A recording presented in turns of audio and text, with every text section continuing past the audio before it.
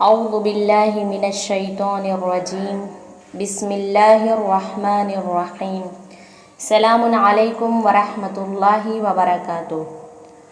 آج میں حائض عورت کے کچھ احکام بیان کروں گی کہ وہ عورت جو حیض کی حالت میں ہوتی ہے انہیں کیا کرنا چاہیے، اور ایسی حالت میں کچھ چیزیں ایسی ہوتی ہیں جو اس پر حرام ہوتی ہیں، اسے نہیں انجام دینا چاہیے۔ سب سے پہلے یہ کہ جو عورت حیض کی حالت میں ہے وہ نماز نہیں پڑھے گی۔ نماز پڑھنا حرام ہے، چاہے واجب ہو یا مستحب ہو، نماز نہیں پڑھ سکتی ہے۔ اور وہ نمازیں جو اس کی حیض کی حالت میں قضا ہو گئی ہیں، چھوٹ گئی ہیں، اس کا بعد میں پڑھنا ضروری نہیں ہے۔ دوسری چیز، حالت حیض میں روزہ رکھنا حرام ہے۔ ماہ رمضان میں جو روزہ رکھتے ہیں، اور اگر کوئی عورت حیض کی حالت میں ہے تو وہ روزہ نہیں رکھے گی، اور جتنے بھی روزے اس کے قضا ہوئے ہیں حیض کی حالت میں وہ بعد میں ادا کرے گی، اسے رکھے گی، بعد میں رمضان کے بعد اسے رکھے گی۔ اگلے رمضان کے آنے سے پہلے وہ جتنے بھی روزے قضا کیے ہیں، 6 دن 7 دن 8 دن 10 دن تک، وہ اسے رکھے گی بعد میں۔ تیسری چیز کہ حائض عورت کے لیے جمع کرنا حرام ہے، ہم بستری کرنا حرام ہے۔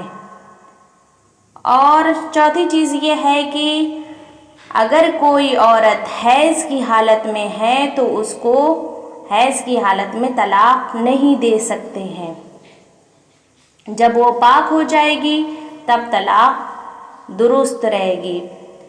نکاح میں کوئی ایسی شرط نہیں ہے، نکاح میں اگر ایک عورت حیض کی حالت میں ہے تو اس کا نکاح صحیح ہے، لیکن طلاق کے لیے ضروری ہے کہ وہ حیض سے پاک ہو۔ پانچواں یہ ہے کہ عورت حیض کی حالت میں قرآن کے حروف کو نہیں چھو سکتی، قرآن کے حروف کو نہیں چھو سکتی، اور وہ اسماء جو اللہ کے صفات سے مخصوص ہیں، جو اللہ کے صفات سے مخصوص ہیں، انہیں بھی چھونا حرام ہے، اسے نہیں چھونا چاہیے۔ چھٹا یہ ہے کہ مسجد الحرام اور مسجد نبوی میں حائض عورت نہیں جا سکتی، جانا حرام ہے۔ لیکن اگر دوسری مسجدیں ہیں، عام مسجد جسے کہا جائے، عام مسجد میں بھی کوئی چیز رکھنا یا اس میں ٹھہرنا حرام ہے۔